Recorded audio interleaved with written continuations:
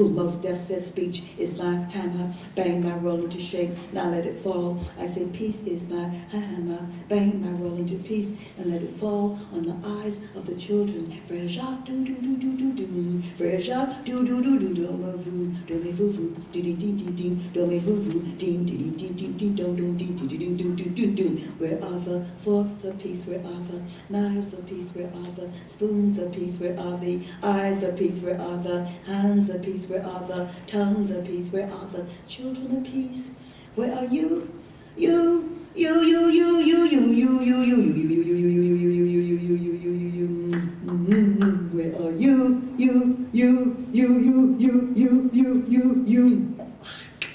Where are you?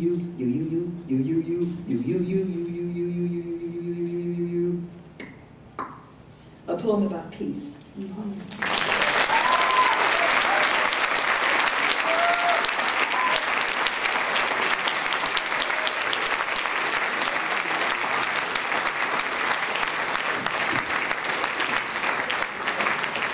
I was asked a place called Horizon House in a place called New York City to write a poem about abuse. And we did it at a place called the Apollo Theater. I don't know if any of you have ever been to Apollo. And I was working with all these young rappers, you know, and if you follow me, you know I love a lot of the young rappers.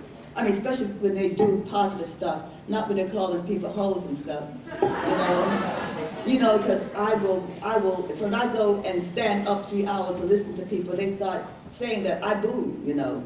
And I went backstage they had a major one at Radio City Music Hall, and I went backstage and Dave was standing there, Dave Chappelle was standing there. I knew that was you out there, Sonia.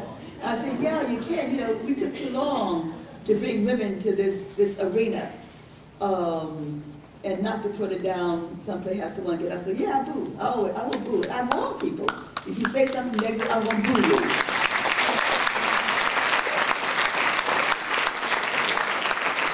And then we got a conversation about it after I boo. And they hate to see you coming backstage, right?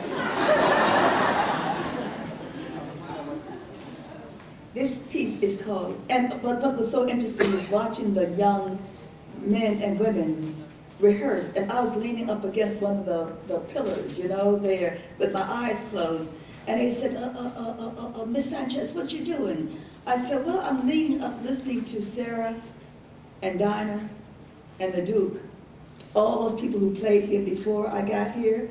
I said, any place you go with this kind of history and history, you've always got to ask permission. And so they kind of looked at me and said, oh, yeah. And walked away. But I said one day they'd get it. When they were playing someplace, you know, and they will really hear them. This is a piece called He, She.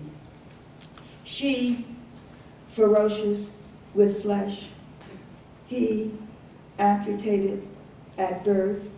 She adored him in spite of her blood ricocheting off her knees, floors, kitchen.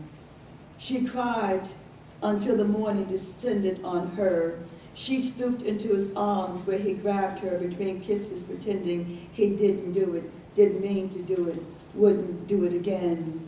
No debutante eyes here, no delicate strands of hair here, just wild sweet strands rising in magnificent flight. No hymn sweetening up the air here, just an urban city musical about family fading into autopsies.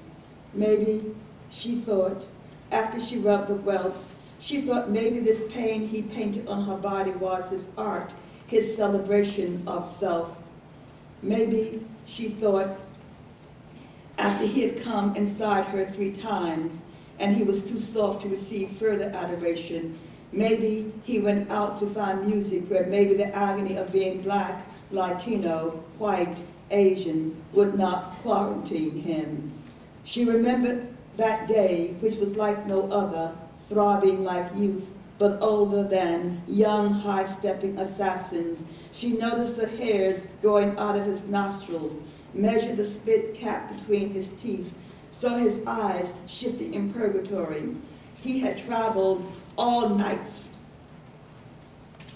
and day and morning in community creases of anger.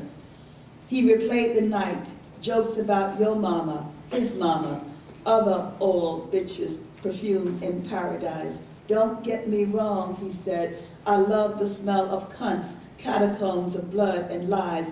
Imagine the shiver of death. Imagine finally the absence of pain escaping her skin. Imagine holding one eye in her hand, only the TV breathing news. Imagine her prayers landing on the ceiling. Sorry, he says, I'm sorry. He says, I am sorry. He says, forgive me. He says, forgive me. He says, forgive me, forgive me, forgive me. He says, and he holds her close as she closes her one good eye. She discovers she is humming blood clots. Or is she running, head still on her shoulders, other eye in her closed hand? She tastes the slow arrival of God. What presence does he bring? What does he know about one woman, one man, alone, faces ordained with wild noise? It's a poem that I did for